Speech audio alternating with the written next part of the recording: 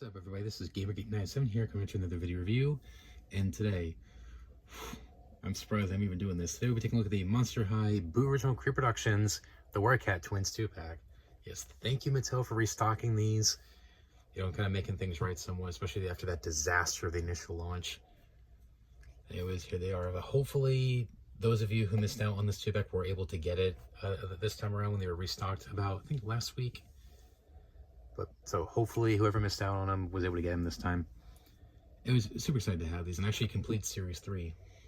Anyways, here they are, looking great. Thank God I got the legit thing. It wasn't the actual, like those bootlegs that have been floating around. Anyways, here they are. I think this is actually my first 2-pack, especially of G1 2-pack. Anyways, starting with the packaging. It's basically the same that we're used to. It's just much wider. Of course, original Creeproduction. Monster High, Freaky Just Got Fabulous, which I don't think the first wave had these, like Wave 1 or Wave 2 of the Creeproductions had that, so I'm glad they added this back. Of course, their names, Meowlody and Purrsephone. I always mix these two up of who's who, and also I always mix up the pronunciation of their names, so forgive me if I pronounce their names wrong. Anyways, Meowlody Purrsephone includes a doll stand and diary. On the back has a little quote at the top there. On the side, I got the artwork of the characters. Of course, Monster High. Of course, Monster High here. In the back, got a picture of the twins, and we got little facts about them in 4 different languages. You can pause it right there if you want to read. Same thing with the names up here. And of course, each little description of Monster High up there. And there's somewhat of a reference to Toralei here. It says right here on the cassette tape, which is pretty cool.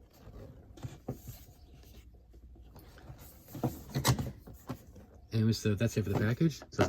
So let's open up the Werecat Twins and see what we have here. We'll be right back. All right, so here's the Werecat Twins, their packaging. And I think these dolls are near perfect. Like, honestly, I love them. Great recreations and reproductions of the originals. There's a few complaints I have with them that they're just like minor complaints as far as, you know, what's different between these reproductions compared to the original. Let's get right into it. All right, first up, they don't really come with much. We just got, of course, their diary. Kind of would have preferred if they had 2 separate diaries, but I understand why they did it just one, obviously because they're twins. It was pretty cool. Again, I don't have the original, so I can't tell you if there's any differences between the original and this.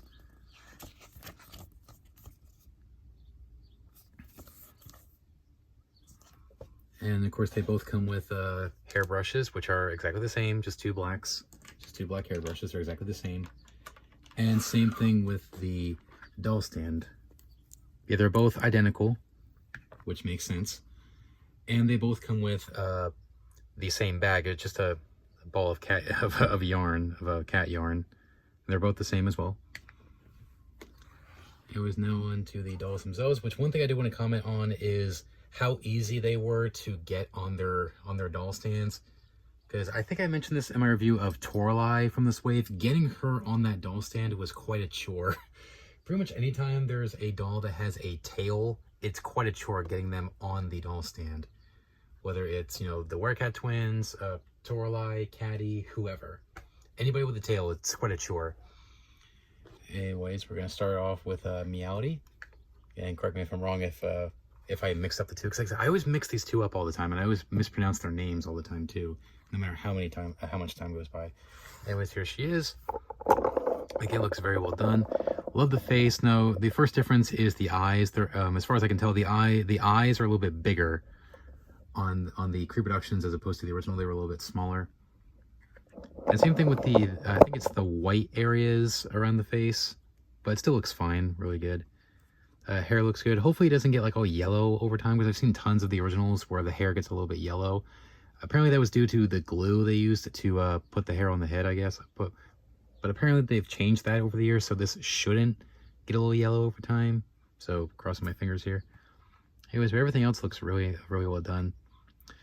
Now, first complaint I have here is the hair. I guess they're called bangs. Like I said, I'm not an expert on the hair. Anyways, this section up here, it's way too long. On the original, it was a little bit shorter. But here, I think it's too long because it covers up the eyebrows. I just think it looks a little awkward to me. I don't notice it much on her, but definitely on Meowlody here. Move down to the outfit. Now I think on the original, the lines on the top were a little bit thicker. So there's one difference for you. And the jacket was, I think it was either shorter or longer on one of them. On one of them it's shorter, another one it's longer. I think it's shorter on the original, I think. But again, looks good. Jacket looks good. I like the material they used for these silver sections up here. And the arms, we got the bracelets. Fortunately, I got a little paint defect on her forearm, but that's okay. I'm not going to notice it really that much when she's on display. Of course, got the bracelet. And I got the multiple bracelets on this arm as well. The gloves are a little bit glossier on this one as opposed to the original. But I think I prefer the glossier. I just think it looks a little bit more authentic. Skirt is longer on this new one, which I prefer it longer. I didn't like how short they were on the original. And the boots look good. I don't like the material on it. Now the legs are wrapped up in plastic wrap on their calves and feet, which it's weird on one leg but not the other. I prefer it like this because it kind of keeps the boots in place a little bit, so I'm definitely going to keep that on there.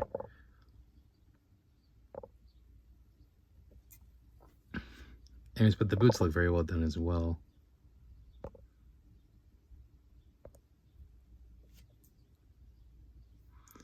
But the material on them feels a little bit cheaper. So I don't know, it just doesn't feel that well made, really. It's kind of like a flimsy rubber. But it's fine, I guess. And also I think the lips are thicker on this one too. I kind of prefer it this way, except for the hair. I think that's really the only thing I don't like on this one compared to the original. Like everything else I somewhat prefer. And I do prefer the thicker lines on the outfit on the original. So just the hair length on the bangs and how thick the lines are on the top I prefer on the original. It was Anne Persephone. Again, correct me if I'm wrong if I mixed up the two. But I think she's definitely my favorite of the two. I just prefer the black hair. Again, face looks good. Again, same differences as I mentioned. Again, wish this was shorter so we can actually see the eyebrows. I like the little streak in here. It's actually a different material for the streak here as opposed to the black hair. I don't like how, I don't know, it feels like plastic on this one. I don't know, I don't like it. Maybe it's the same as this hair and they just glued it together. I don't know, I just don't like it the way it feels. Jacket looks good as well. Same thing with the top as well. Of course, got the bag and the bracelets, but it's on the reverse side. Again, the glossy gloves and same skirt and the boots. It would be nice if they painted the detail on them. That is one design thing I never cared about with these two, is that they sculpted everything, but they never really painted it. Like I would have added a little bit more, added some silver up here, and maybe added some color on the laces, maybe, and maybe paint the studs or spikes around here. But whatever, it is what it is. Articulation center for G1 style has of course, the ball jointed head, arms rotate, go in and out, bend the elbow, turn the elbow. Now, some of these Creeproductions, you can't really move the arms down, and I've definitely seen it with these two. And Draculaura had this problem too. The other ones, I haven't seen it. No torso joint, but of course, legs forward, back, in and out a little bit, bend the knee and turn the knee. I'm not going to do it all the way because I don't want to break these, because G1's a little bit more fragile. And also the tail rotates too. I don't think my Torlai had that joint. I don't think the tail on Torlai rotated at all.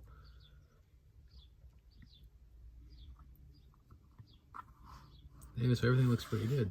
So despite the differences, a couple of the differences, I honestly don't really have much to complain about with these two. And I enjoyed this set.